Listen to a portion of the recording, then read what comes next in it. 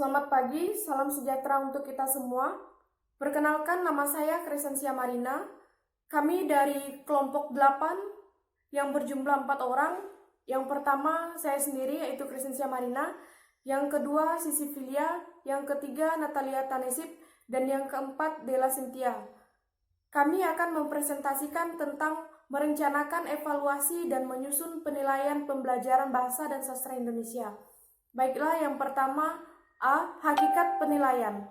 Penilaian adalah suatu cara atau prosedur yang digunakan untuk memperoleh informasi ketercapaian kompetensi peserta didik dalam proses dan hasil pembelajaran. Yang B. Hakikat alat penilaian. Alat penilaian secara umum ada dua jenis, yakni tes dan non-tes. Baiklah, sekian penyampaian dari saya.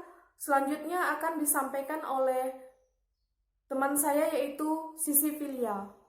Baik, saya akan melanjutkan slide selanjutnya. C. Macam-macam teknik evaluasi hasil belajar. 1. Teknik tes.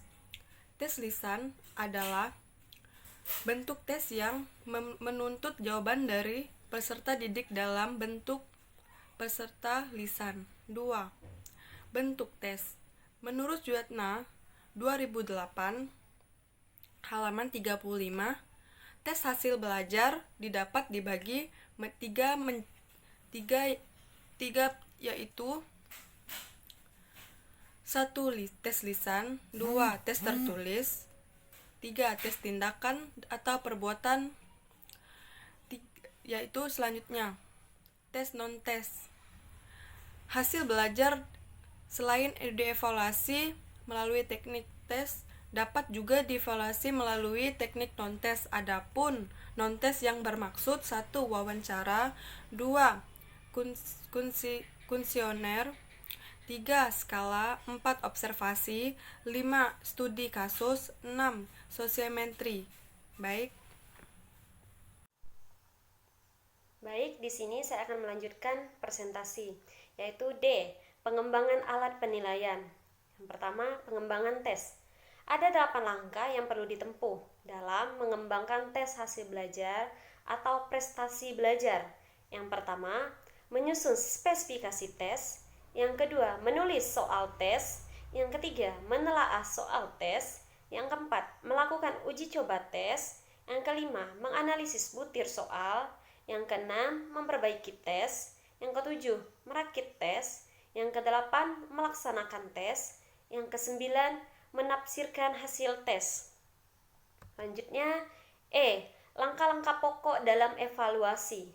Sekalipun tidak selalu sama, namun pada umumnya, para pakar dalam bidang evaluasi pendidikan merinci kegiatan evaluasi ke dalam 6 langkah pokok. Yang pertama, menyusun rencana evaluasi hasil belajar. Yang kedua, menghimpun data. Yang ketiga, melakukan verifikasi data. Yang keempat, mengolah dan menganalisis data. Yang kelima, memberikan interpretasi. Yang keenam, tindak lanjut hasil evaluasi. Baik, selanjutnya presentasi akan dilanjutkan oleh teman saya yaitu Della Cynthia. Baiklah, di sini saya akan melanjutkan presentasi dari teman saya, yang F, penskoran penilaian. Pada hakikatnya, pemberian skor atau scoring adalah proses pengubahan jawaban instrumen menjadi angka-angka yang merupakan nilai kuantitatif dari suatu jawaban terhadap item dalam instrumen. Angka-angka hasil penilaian selanjutnya diproses menjadi nilai-nilai grade.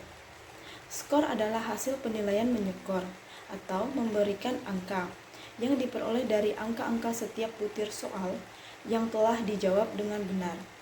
Dengan mempertimbangkan bobot jawaban yang benar, menurut Ari Kunto 2005, pemberian skor pada dominan kognitif dapat dilakukan melalui yang pertama, penskoran soal bentuk pilihan ganda, yang kedua, pemberian skor tes pada dominan afektif. Sekian presentasi dari kelompok kami.